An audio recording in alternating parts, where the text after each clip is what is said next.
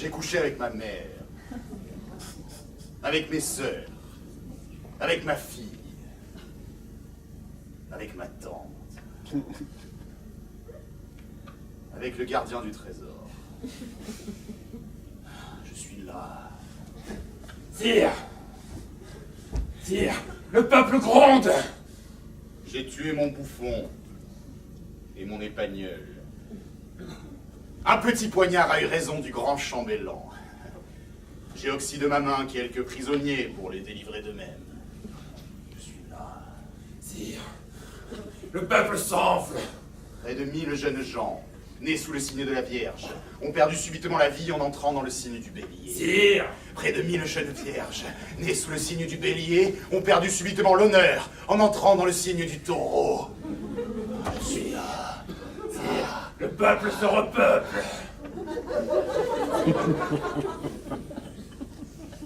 Une puce. Une puce a partagé ma couche. Et je n'en ai rien su. Sire, le peuple! Hier soir, alors que je me trouvais seul dans les jardins suspendus, j'ai saisi le soleil à la gorge. Et j'ai serré de toutes mes forces. As-tu remarqué, hormones, comme les ténèbres rougeoyées? Sire, le peuple a se tremper les mains dans votre sang. Quoi de plus naturel, hormone? Oui, au fait. Quoi de plus naturel? Parfait, vieux chenapan, ta réplique sonne. Et toi, belle canaille? Ah, tu es doué, hein. Très doué, même. Je sais. Au fait de patronage, c'est toujours moi qui faisais Ponce Pilate. Mon lavement de main à lui seul durait les 3/4 de la représentation. Je rinçais soigneusement la cuvette, j'exigeais de l'eau romaine, une serviette romaine, du savon romain, et fixant dans les yeux Jésus-Christ, qui ne disait rien, mais n'en pensait pas moins, je m'adressais à lui une nouvelle fois. Vois, je vais tremper dans l'eau mes lignes de la main. Si tu es tout puissant, fais qu'elles tombent tes restes au fond de la cuvette.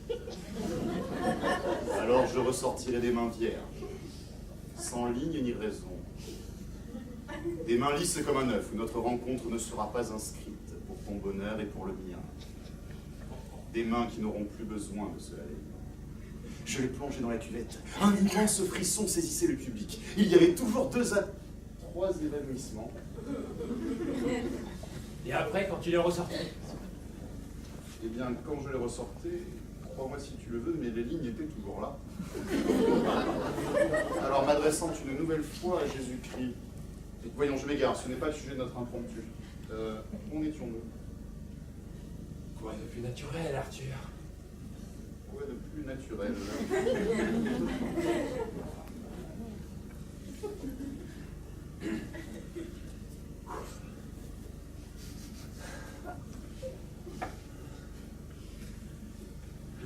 Hormone! Sire, J'ai omis un détail. L'épagnol ressemblait furieusement à mon bouffon. Dieu et son âme. Où vont les âmes des épagnols? Hormone, si tu tiens quelque peu à ta carcasse navigable, amène-moi sur le champ l'homme qui pourra répondre à cette question. Où vont les âmes des épagnols? Tout de suite, sire.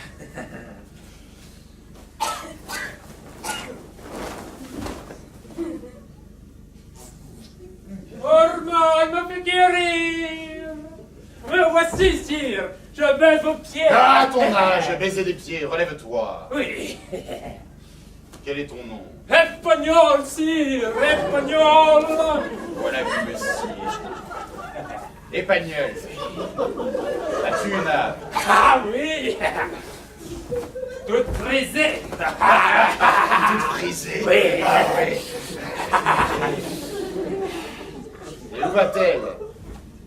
Après la mort. Tuez-moi, sire. Tuez-moi. Et vous la suivrez à la trace. Bien répondu, Oui. Épagnol. Non seulement je te laisse la vie sauve, mais en rentrant chez toi, tu trouveras une levrette dans ton lit. Va! Grand merci, sire. Que votre nom soit béni au-delà des siècles et de tout avènement.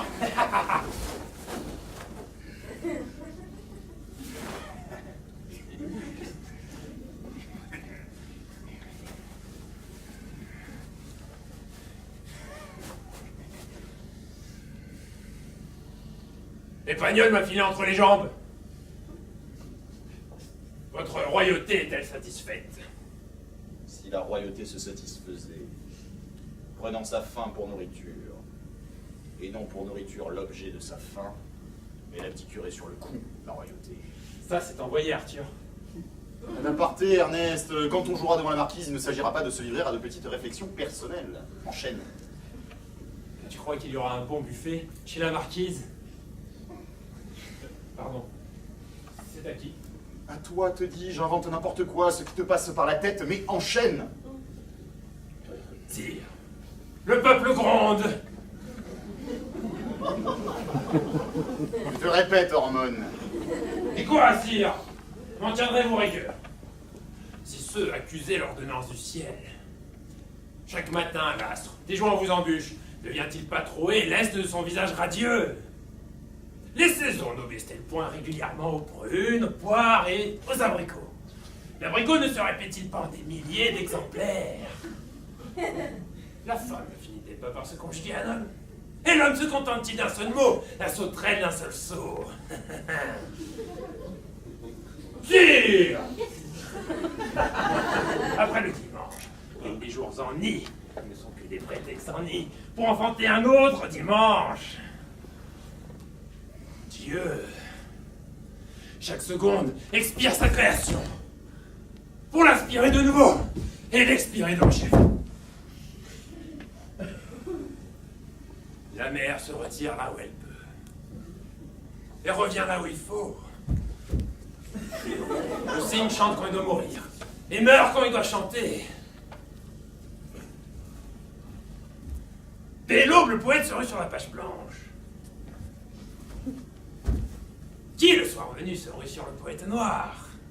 Les villes font le trottoir, les trottoirs font les filles de joie, et les filles de joie refont les trottoirs. Répétition, répétition. Sacrée répétition, hein. En vérité, sire, il ne suffit pas de coucher avec sa mère. Il faut en recoucher avec. Il ne suffit pas d'oxyre son épagnol et sans bouffon. Un autre épagnol et un autre bouffon renaîtront. Il faudra réoxyre. Telle est la loi. À quoi sert le pouvoir Hormone s'il ne peut m'affranchir de la loi? Ne vous méprenez pas, sire. Jamais vous n'affranchirez la loi. Mais la loi vous affranchira. Impudent! Fornicateur! Conseiller d'eau douce! Arthur. Tu insultes à ma dignité! Arthur, ne te fâche pas. Sire, comment un misérable ver de terre pourrait-il ébranler l'Himalaya? Écoute, Hormone, tu as contemplé le sein de ma nourrice, cela te donne quelques privilèges. Mais n'en abuse point.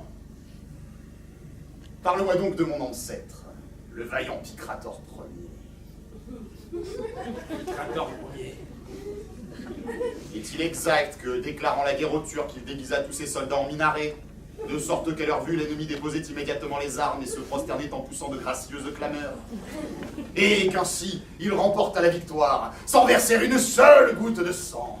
Je tiens justement en ma poche l'aide de capitulation du grand vizir. Tenez. Lettre glorieuse entre toutes. Oui.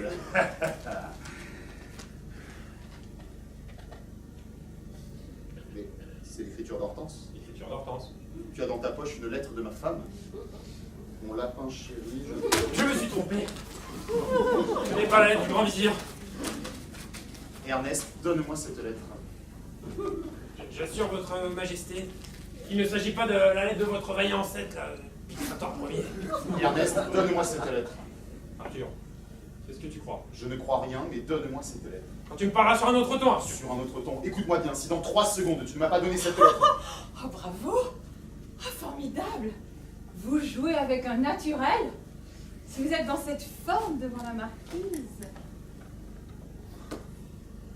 Chérie, on te demande au téléphone. Au téléphone. Oui, Piguet. Oh, Piguet. Dépêche-toi, je t'appelle de province. Bon, j'y vais.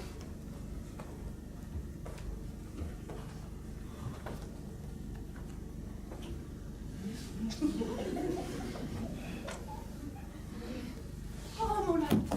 Mais qu'est-ce que tu fais? Ah, non! Laisse-moi, hein! Qu'est-ce qui se Pas passe? ici! C'est parce que... Quand tu es arrivé, Arthur et moi, on ne jouait pas. Quoi? Enfin, si, on jouait. Dans le feu de l'action, j'ai sorti une lettre de ma poche, je la lui ai donnée. C'était la tienne. Ah, ça c'est malin. Monsieur fait du vaudeville maintenant. Oh, chapeau. Hortense, ce n'est pas le moment de parler de chapeau.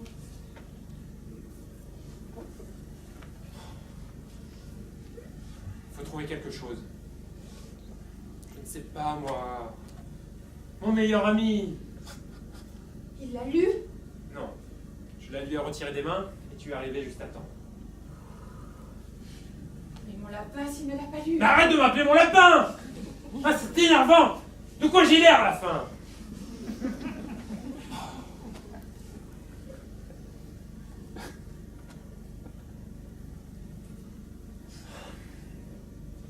Excuse-moi, mon canard.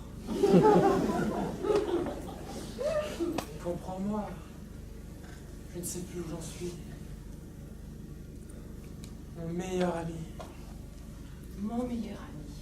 Mon meilleur ami. Ah, vous êtes tous les mêmes, hein? Aucune imagination. Ah, vous ne vivez qu'en vase clos. Hortense. Vous ne prenez que les femmes de votre circonscription.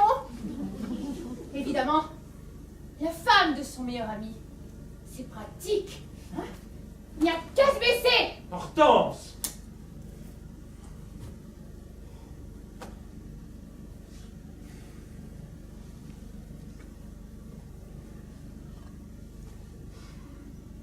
J'ai une idée. Nous allons noyer le poisson. Voyez le poisson. C'est très simple. Quand Arthur va revenir, tu reprendras exactement là où je vous ai interrompu. Tu ressortiras la lettre et tu insisteras pour qu'il la lise. Mais Hortense! Quand il la lira, tu poufferas de rire. Et entre deux accès d'hilarité, tu lui avoueras que c'est une farce que nous lui avons montée, toi et moi, pour lui apprendre comment il faut jouer au naturel. Tu m'appelleras à grands cris, et moi arrivant sur le champ, plié en deux.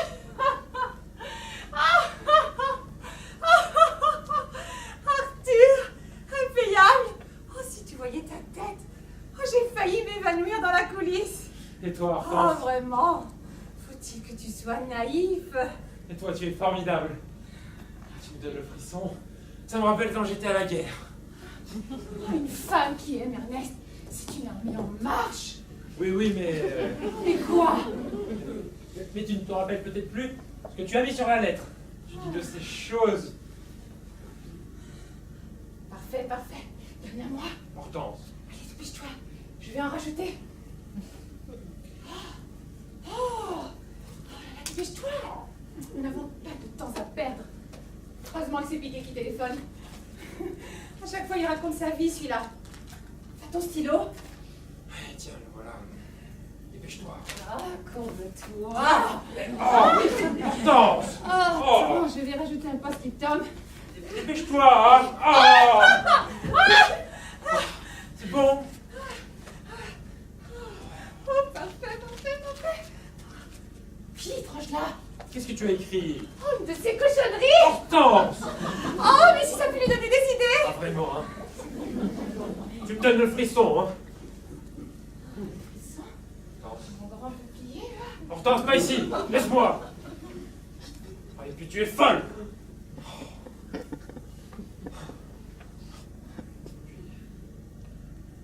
Faut que je te confie un secret. Un secret.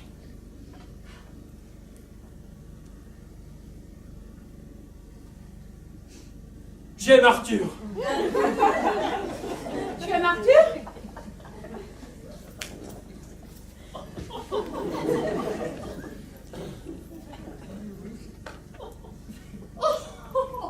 Mais moi aussi, mon lapin, j'aime Arthur. Mais comment ne pas l'aimer?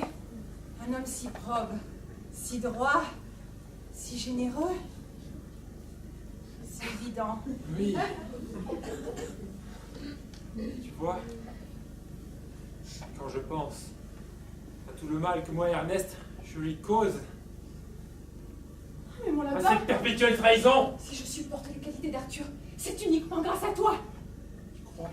Oh, mais tu le sais bien, Ernest. Jamais je n'étais si douce, si compréhensive envers lui. Tiens, avant-hier matin, je lui ai même servi le petit déjeuner au lit. Oh, j'ai épousé une sainte, ne cessait-il de dire. J'ai épousé une sainte. Oh, nous avions les larmes aux yeux tous les deux. Ne t'y trompe pas, mon lapin. Il nage dans la joie. De nous trois, c'est lui le roi. C'est le cas de le dire. Il ignore tout de nos difficultés. Ces courts instants de bonheur arrachés. À quel prix? Oui. À quel prix? Oh, mais est-ce ma faute si chaque nuit, j'ai l'impression de coucher avec un phoque? Ah, tu sais, Arthur a été élevé en Suisse. Mais je sais. Et puis, j'allais jusqu'au bout de mes pensées. Va. Eh bien, au cours de nos étreintes passionnées, de nos illuminations, je donnerais n'importe quoi pour qu'Arthur soit là. Quoi? Je lui dirais, regarde Arthur, regarde, c'est elle, la femme, Hortense, oui ce volcan, ce brasier, ce Niagara, ce tremblement de terre, cette armée en marche. Oui c'est elle, la petite femme trotte-menu, la petite fourmi quotidienne. Non Arthur, ne me remercie pas. On a toujours plaisir de rendre service. Chut! Oh, le piguet. Impossible de décoller. Chaque fois, il éprouve le besoin de raconter sa vie. Comme il ne sait pas mentir, il répète chaque fois la même chose. Vous ne pouvez pas l'expédier? Ça m'a coupé l'inspiration. Où en étions-nous, Hormone? Tu sais, la lettre du grand vizir. Ah oui, le grand vizir. Une trouvaille, ce grand vizir. Je remonte sur le trône. Bon ben, moi je vous laisse à vos divertissements. Majesté, Excellence, j'ai mes endives au four et mon gâteau d'anniversaire. J'entends ce temps va pas, j'ai une idée. Toi aussi. Quoi, moi aussi? Non, rien. Je ne dis rien. Si Hortense joue avec nous, elle fait tellement bien la révérence. Oh, mais je n'ai jamais joué. Je ne saurais pas. Jamais joué. Je suis certain que pour les rôles comiques. Pourquoi comique? Tu ne trouves pas, Ernest, que c'est une bonne idée? À deux, on ne se renouvelle pas assez, ça finit par être un peu monotone. Évidemment, hein. À 3, ça risque d'être plus drôle. Hortense n'aura qu'à faire la reine. Oh oui, la reine! Qu'on m'apporte la tête d'Hormone sur un plateau. Oh, je mettrai ma robe à grand décolleté. Essayons toujours. Ce qu'il faut, c'est trouver la trame sur laquelle nous pourrons broder. C'est cela. Un peu de broderie. Oh, mais ce n'est pas difficile. Oh, je suis la reine. Je suis la reine et je brigue le trône. Tous les moyens pour y parvenir me sont bons. Comme, par exemple, de m'assurer la complicité de ce vieillard. En n'hésitant pas à coucher avec lui, par exemple. Par exemple. Ah non, hein, pas ça. Mais pourquoi pas? Ça me paraît excellent. Et facile à interpréter par surcroît. Tous les deux, comploter ma mort. Nous nous entretenons ensemble des affaires de l'État lorsque tout à coup, la reine, à ton signal lubrique, sort un poignard de sous sa satinette et le plonge par 3 fois dans mon sein.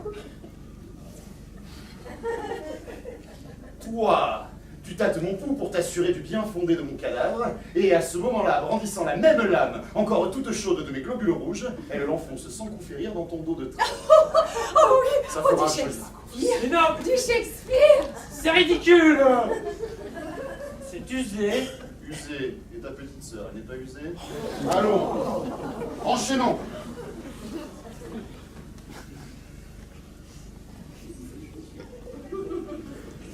La lettre du grand vizir.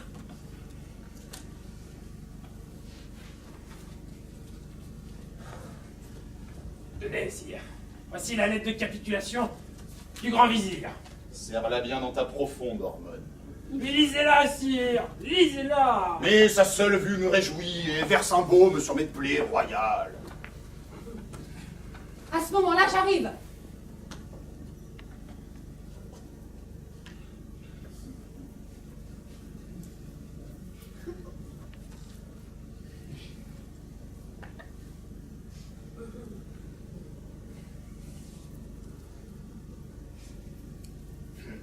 La reine, prosterne-toi.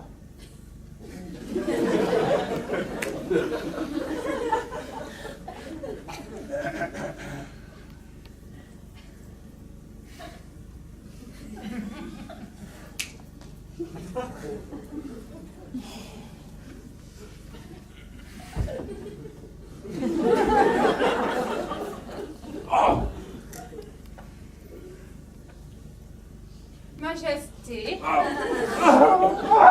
De nouveau, ma colombe, l'honneur de votre visite. pardonnez à ma promptitude. Mais tandis que j'étais allongée sur ma couche, veillée par mes esclaves nus, un songe affreux s'est emparé de moi, glaçant mes membres d'effroi, me rendant quasiment sourde, aveugle, paralytique. Un songe. On devrait toujours s'inquiéter des songes. Parlez, femmes, ne craignez point. Pitifiez. Oh, vous, mon roi, vous, l'unique objet de mes tourments et de mes soins, m'apparaissiez éblouissant comme l'aurore, léger comme l'arc de vos sourcils. Vous me tendiez le bras. Déjà, je me précipitais le sein leste, lorsque une lame aiguë traversa l'espace et s'enfonça dans votre cœur. Non! Ah, Vous chancelâtes. Sire! Vous s'agitez sur ma fragile humilité. Lorsque je vis la main qui vous avait frappé, non seulement je vis la main, mais je vis le bras. Non seulement je vis le bras, mais je vis l'homme. c'était Hormone! Non! Hormone. Sire! Si la reine n'était pas la reine... Quoi? Hormone, le chevalier bardé de fer qui pleura sur mes langes, le vétéran de mes vertes années, la sentinelle de mon ombre. Billevesée, fumée, curriculum vitae. Retournez dans vos appartements, madame. Plongez vos 5 sens dans la piscine. Reprenez vos esprits.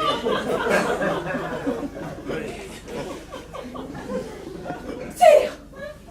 Je sens bien que vous n'avez point le complexe de Brutus. Mais je vous en supplie, pour l'amour de notre amour, écoutez ma faible voix.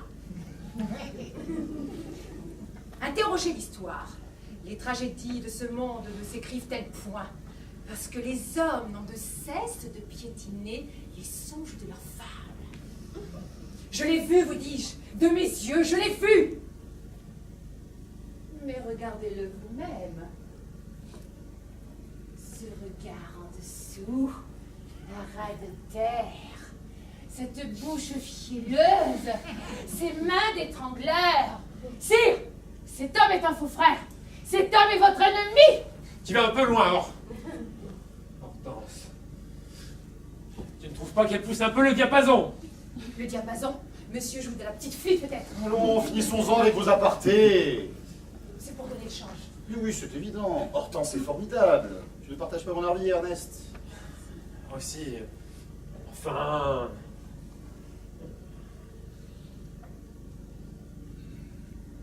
Femme, cessez d'accabler ce vieillard agreste et livide. L'exercice de mon pouvoir et de mes aberrations m'a appris que nous n'avons au monde qu'un seul ennemi, ô combien redoutable et fraternel, soi-même. Que murmure-t-on dans le harem? Vos louanges, majesté, vos louanges. Je devrais toutes les tondre. J'ai passé au pot de noix. Que marmonnes-tu entre tes poils, hormone? Le grand âge, sire. Le grand âge. Les mots passent à travers mes lèvres comme des poissons au milieu d'un filet ébréché. On dit aussi, enfin, des rumeurs qui ont pénétré jusque le gynécée, insinuent que... J'aime les insinuations. Oh, que votre trône branle sur ses bases. Mon trône branle sur ses bases. Voyons un peu. Ma foi, il y a du vrai, je le ferai raboter. Ormond, mon amour. Ah, pas de doute, pour branler, Oh, je t'en prie. il branle. Prends ton cœur à mon retirant. Je t'en prie, Red, s'il te plaît. Parfait.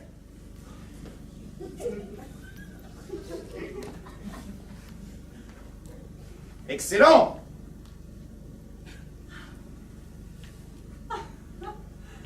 Pendant que j'examine les bases de mon trône, à vous les roucoulades. La marquise se tiendra les côtes. Tu ne veux pas que je fasse le roi pour une fois? Ça ne changera rien du tout, Ernest. Ce que le public doit sentir, c'est que nous aimons. Vous ne sentez pas? Mes endives au four. On va manger et reprendre après. Oh, mes endives. Endive et miséricorde. L'ensemble ne marche pas mal, mais tu devrais prendre ton rôle moins au sérieux. Un peu de légèreté, que diable. Un peu laisser aller. Ce que je voulais dire tout à l'heure, c'est que le public doit sentir que nous nous amusons de nous-mêmes. Tu comprends? Oui, oui, bien sûr. Ainsi, moi, je me suis follement amusé. Ça en fait toujours un. Tu sais, le coup du grand vizir. Le coup du grand vizir?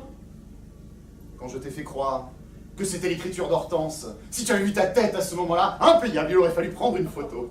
Monsieur. Ah, sacré Hormone, tu me feras toujours rire. Ah là là. À table. Allons, ne faisons pas attendre notre souveraine.